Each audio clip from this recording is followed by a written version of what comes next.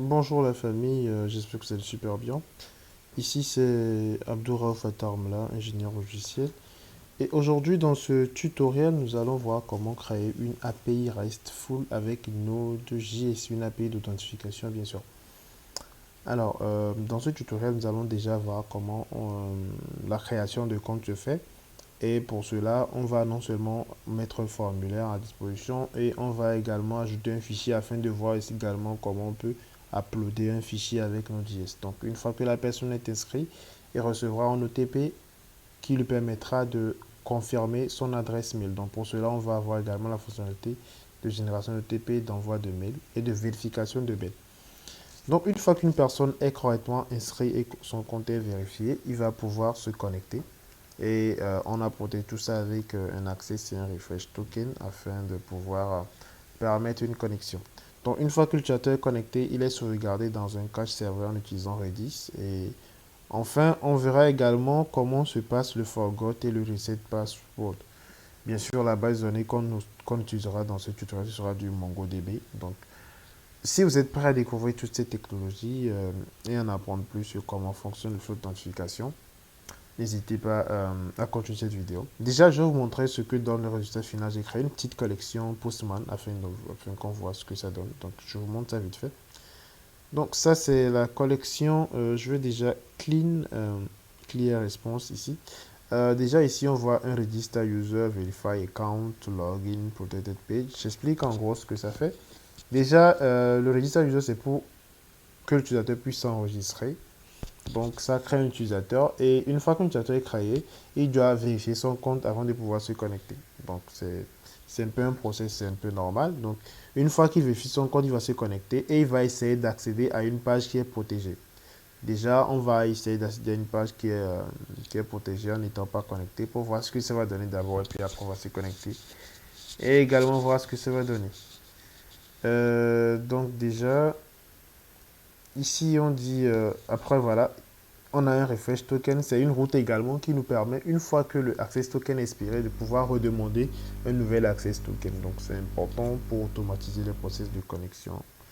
On a également une route de logout, on a une route pour générer l'OTP, vous allez comprendre plus tard pourquoi on a besoin d'une route pour générer l'OTP. Par exemple, si l'utilisateur il s'inscrit, il n'a pas vérifié son OTP et puis on a défini une durée de validité de l'OTP. Donc si cette durée passe et que l'OTP devient invalide, il devra redemander encore. Donc quand l'utilisateur va recliquer qu'il n'a pas ou bien reçu d'OTP ou bien l'OTP est expiré, il pourra redemander et c'est cette route-là qui gère la demande d'OTP. Ensuite, on a le forgot et le reset password. Et j'ai fait une dernière route getFile qui nous permet donc de pouvoir récupérer un fichier. Par exemple, si l'utilisateur avait uploadé sa photo de profil, on pourra récupérer ça à partir de cette route-là. Donc, on va faire un test vite fait de toutes ces fonctionnalités pour que vous voyez ce qu'on aura à faire dans cette série de vidéos. Déjà, pour le register, on va déjà s'inscrire. Donc, je mets email user@gmail.com. Le password, c'est le user et puis le avatar. Donc, déjà, avant ça, on va essayer d'accéder à une page qui est protégée. C'est ça, donc ça, c'est une page qui est protégée. Donc, je vais clean. Déjà, on n'a pas de token. Ok. Ok, donc je vais enlever, je vais mettre nos hauts déjà. Quand on va essayer de se connecter, on dit unauthorized. Donc déjà, on a un statut CASA1 et puis on a un message unauthorized. Donc si on met un token qui n'est pas valide, naturellement, on aura également un 401 JSON Web Token Error Unauthorized toujours. Donc voilà un peu ce que ça donne quand on n'est pas connecté. Donc on va retourner sur le register et on va voir comment ça se passe quand on s'inscrit. Donc la personne met son mail, password et il upload une image. Donc là, je sélectionne une image vite fait ici. Et je clique sur le bouton envoyer. Donc j'attends que le serveur réponde. Donc normalement, une fois que l'inscription est faite, la personne recevra un mail avec l'OTP. Donc déjà, on a success through et puis le user qui est créé, il nous a renvoyé. On voit bien que le avatar également, la photo qu'il a uploadée, c'est ça ici. On va voir comment on récupère cette photo bien sûr. Et on a l'OTP également qui est ici. C'est cet OTP. Donc normalement, cet OTP devrait être envoyé directement au mail de l'utilisateur. Donc on va voir ça ici. Pour ça, j'utilise MailTrap. Donc là, on voit account verification, il y a OTP code to user@gmail.com, il y a quelques secondes. Donc je clique dessus et on dit your OTP code is voilà 2987 and valid for 1 hour. Donc normalement s'il met ce code déjà il va aller sur verify your account parce que quand il va essayer de se connecter déjà on va essayer de se connecter avec l'utilisateur qui vient de se créer pour voir ce que ça va donner. Gmail.com user, donc je mets le password et je fais send. Valide credential. Ah d'accord, le user, le password c'est petit u. Donc je relance et là on me dit unverified account. Donc il doit vérifier son compte pour continuer. Donc il va sur verify your account. Là on prend user at gmail.com et l'OTP qui lui a été envoyé c'est ça 2987. On va essayer de mettre ça 2987. On essaie d'échouer pour voir ce que ça donne. Donc quand on met un OTP, on dit invalid or expired OTP. Donc on met 2987 qui est le bon et on fait send. Et là on attend un instant et on attend la réponse. C'est vrai, on a un statut de son et un message success through. Donc normalement il doit recevoir un autre mail pour lui dire que son compte a été vérifié. Donc je vais essayer de rafraîchir déjà ici. Et on nous dit account verification successful. Donc quand il clique dessus, on lui dit your account has been successfully verified. Thank you for using our service. Donc déjà ça c'est la partie de création de compte avec les mails qui sont envoyés la vérification. Donc on a la partie login bien sûr, la connexion. Donc on va mettre les voilà. Maintenant que l'utilisateur est vérifié, on va essayer de se connecter. Donc quand on clique sur send, là on voit que ça nous génère ça nous reçoit l'utilisateur en question, ça nous génère un access token et un refresh token. Donc pour pouvoir accéder à une page qui est protégée, donc on va utiliser un access token déjà. Pour accéder à une page qui est protégée, ici on va faire un bearer token et puis on va mettre le access token. Donc avant on avait un 401 en authorized, donc on va réessayer. Et là on dit welcome to protected route. Voilà, donc ça veut dire qu'on a pu confirmer notre identité et on s'est connecté avec succès. Donc le refresh token elle est importante lorsque souvent on oublie ou bien le access token est expiré après une heure donnée. On automatise ce process là, donc en fournissant le refresh token afin de régénérer un nouvel access token pour l'utilisateur, pour le client. Donc ça c'est, vous mettez le refresh token et puis vous envoyez la requête pour avoir un nouvel access token. Donc quand je vais bon, ça on pourra également l'essayer. Je vais essayer de copier le refresh token déjà ici et on va essayer de le remplacer là,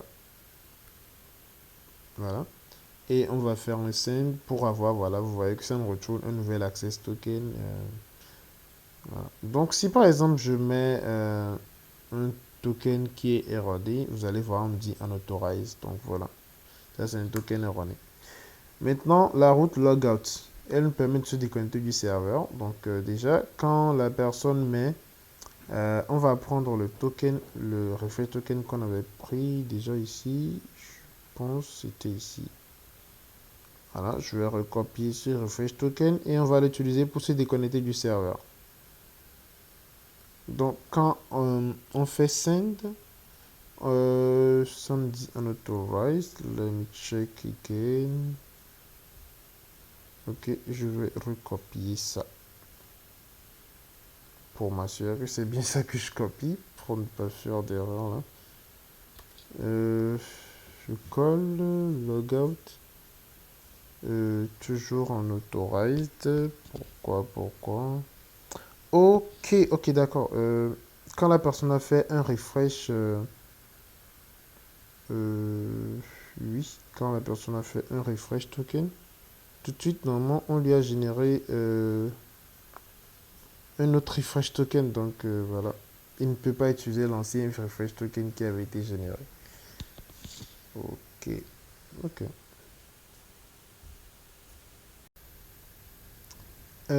Donc là, déjà, on voit que l'utilisateur, lorsqu'il fait un refresh token, on lui redonne l'access token et un autre refresh token pour, voilà, pour continuer le flow d'authentification. Donc là, on va essayer de mettre le refresh token de l'utilisateur. Donc quand je fais send, il me dit en authorize, donc ce refresh token est expiré. Euh, donc déjà ici, si par exemple je fais un send, j'ai un nouveau refresh token. Ce qu'on va faire, on va essayer de l'utiliser. D'accord. On va essayer d'utiliser ce refresh token qu'on a maintenant pour essayer de demander un autre access token en supposant que ce qu'on utilisait est expiré.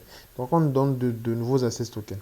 Maintenant, lorsque l'utilisateur va essayer de se déconnecter du serveur en utilisant l'ancien refresh token, on nous dit directement success false en authorize vu que quand il a fait un refresh token, on a généré un autre refresh token, un autre access token. Donc, ce sont les nouveaux trucs qu'il devra utiliser déjà. Donc, quand il va reprendre celui-là, il va essayer de se déconnecter. Et vous allez voir que ça devrait normalement marcher. Donc, je vais faire send. Et voilà, on nous dit success true. Et là, l'utilisateur est bien déconnecté du serveur. L'utilisateur est bien déconnecté du serveur. Donc déjà, quand il va essayer de réutiliser le refresh token encore, ça ne marchera plus. Par preuve, je vais reprendre ce même refresh token pour essayer de refresh encore pour avoir un autre. Et là, on nous dit on autorise parce qu'il s'est déconnecté. Donc ce refresh token n'est plus valide. Il s'est déconnecté manuellement. Donc le generate OTP, il fonctionne plutôt quand par exemple, comme je l'ai dit plus tôt, lorsque l'utilisateur n'a pas son token, son OTP expiré, il veut redemander. Donc on va lancer une requête pour demander un autre OTP qui lui sera directement envoyé conformément à ce qu'il demande. Si par exemple c'est pour un account verification, là ce sera généré uniquement pour ça et ça ne pourra pas être utilisé pour un OTP de forgot password.